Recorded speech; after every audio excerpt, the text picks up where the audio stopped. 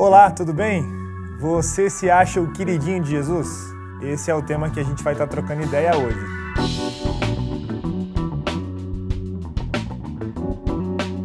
Se você é ou não o queridinho de Jesus, se você que bom, parabéns para você, se você se acha o queridinho de Jesus. Se você não é, ainda existe esperança para você. Ainda existe graça. Quero começar com 3 versos bacanas aqui para a gente pensar e conversar um pouquinho sobre isso. O primeiro texto está lá no livro de 1 Pedro, capítulo 2, verso 9. Diz assim: Vocês, porém, são geração eleita, sacerdócio real, nação santa, povo exclusivo de Deus, para anunciar as grandezas daquele que os chamou das trevas para a sua maravilhosa luz. O segundo texto está lá em Deuteronômio, capítulo 7, verso 6, que diz o seguinte: Deus escolheu o povo porque eles eram um povo santo para o Senhor, seu Deus. O Senhor, seu Deus, os escolheu para que de todos os povos que há sobre a terra, vocês fossem o seu próprio povo. Então, Deus escolhendo o povo. A gente viu lá em Pedro que Deus escolhendo o povo, agora em Deuteronômio também Deus escolhendo o povo.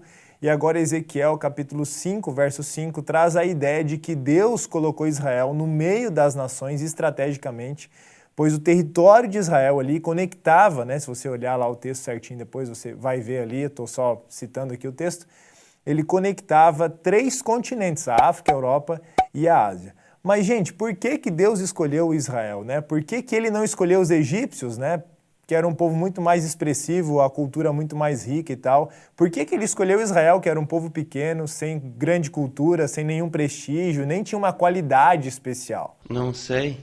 O critério da escolha, na realidade, é inexplicável, só a gente perguntando para Deus mesmo para saber. A Bíblia não deixa claro, bem pelo contrário. Em alguns momentos a Bíblia chega a chamar até, Deus lembra Israel, o povo de Israel, que é um vermezinho, um pozinho, um nada. Mas mesmo assim Deus vai lá, ama Israel, escolhe Israel e honra a promessa feita aos antepassados de Israel. Israel, quando a gente está falando aqui, primeiro, obviamente, é de Jacó, depois com os descendentes da tribo ou das tribos dos filhos de Jacó. E eles, como a gente leu lá em 1 Pedro, no capítulo 2, eram sacerdotes em um mundo ímpio. Israel deveria expressar o caráter de Deus através da lei de Deus, porque o caráter de Deus é o resumo ali do caráter de Deus, a expressão do caráter de Deus. Então, obedecendo a lei, eles estavam ali sendo fiéis, representando o caráter de Deus para aqueles que estavam ali ao redor deles. Eles eram protegidos, então, pelos preceitos da lei e o exercício dessa lei. Então, a lei, na realidade, ela limita, com certeza, sim, mas ela protege a gente também. Então a lei carrega os princípios de verdade, de justiça, de pureza e tal, e o exercício da lei, a prática da lei, apresenta todos esses atributos, como a gente já falou, são aí expressões do caráter de Deus. Então quando o povo não guardava a lei, assim como a gente hoje também não obedece a Deus, não é fiel a Deus, a gente está desonrando a Deus, porque a gente não está representando o caráter de Deus. E aí eu volto lá para a pergunta do começo. Estou dando spoiler aqui já do final, Para a gente ser um queridinho de Deus, a gente precisa respeitar primeiro aos mandamentos, as ordenanças dele, obviamente, mas a gente, acima de tudo, precisa obedecer aquilo que ele tem pedido para a gente. Um detalhe importante é que todas as promessas que Deus fez para Israel e para todos os antepassados, enfim, inclusive as promessas que ele faz para você e para mim, elas não são incondicionais. Na parte de Israel, por exemplo, as promessas que Deus fez para Israel a respeito da herança da terra não eram incondicionais. Se Israel não cumprisse a parte de Israel, o povo não cumprisse a parte dele, as promessas elas poderiam ser anuladas. E várias vezes Deus deixou claro que se eles desobedecessem, a terra seria tirada deles, ou eles seriam perseguidos, invadidos por aqueles que era para eles terem ali aceitado, que era para eles terem ali sido orientados por Deus. Corta aí. O telefone é esse aí, cara. Várias vezes Deus deixou claro que se eles desobedecessem a lei, as orientações de Deus, a terra seria tomada deles. Eles iam perder a herança, aquela promessa que Deus tinha dado, porque eles quebram um acordo, Deus fica desobrigado de cumprir a parte dele no acordo. E isso a gente vê lá em Levíticos 26, capítulo 26, o verso 27 e o verso 28. Ainda assim, né, tipo, o povo ainda não ouvia Deus e andava contrariamente àquilo que Deus tinha orientado, tinha expresso para eles, né? E aí Deus ainda fala, eu também com furor serei contrário a vocês e vos castigarei 7 vezes mais por causa dos vossos pecados. Tipo assim, Deus falou, cara, me obedece aí, é o melhor para vocês, eu sei o que é melhor para vocês. Mas se vocês vacilarem, se vocês errarem, eu vou ser obrigado a tirar a proteção de Deus. O plano de Deus, então, era ter sempre um povo separado, que fosse obediente às orientações, né? Que fosse modelo de pureza, retidão, que de maneira prática, né? E influente, e intencional e estratégica refletisse seu caráter.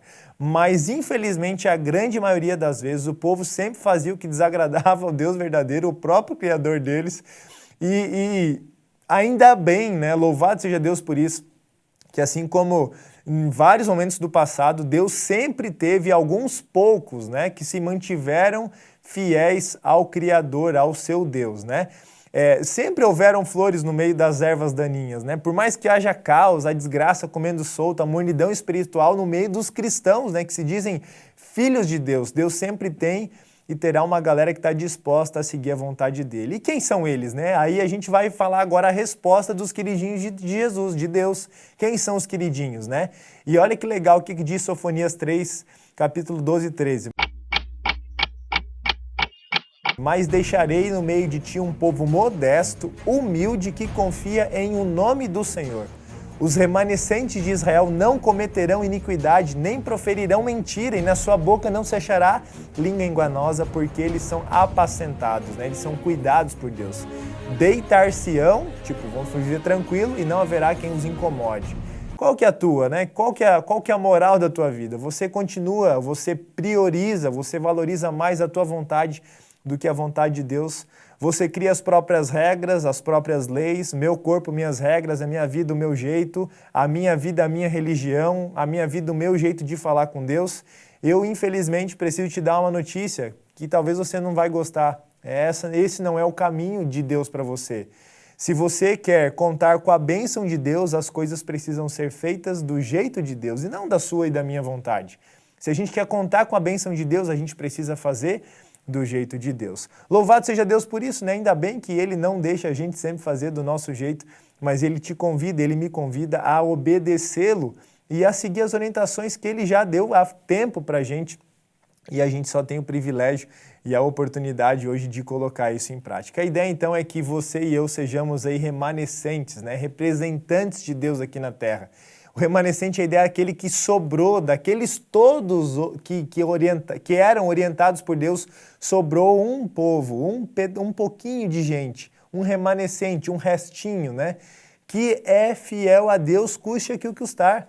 Não interessa se tá bom ou se não tá, esse é o cara que vai ser fiel a mim e Deus conta com esses, né? Esses são os queridinhos de Jesus. Por isso que o próprio Deus enviou Cristo para dar um rosto aqui, para mostrar como é que Ele era. O próprio Jesus falou, quem me vê a mim, vê ao Pai, para mostrar como que Deus pensa, como que Deus age. E nós, você e eu, somos convidados a participar dessa missão que Jesus começou lá atrás, ajudando e seguindo Jesus aí como soldados, né, na frente de batalha que ainda está sendo travada hoje. Né, sabendo que a gente está hoje do lado vitorioso. Amém por isso? Se a gente escolher estar do lado de Jesus, nós estaremos sempre do lado vitorioso.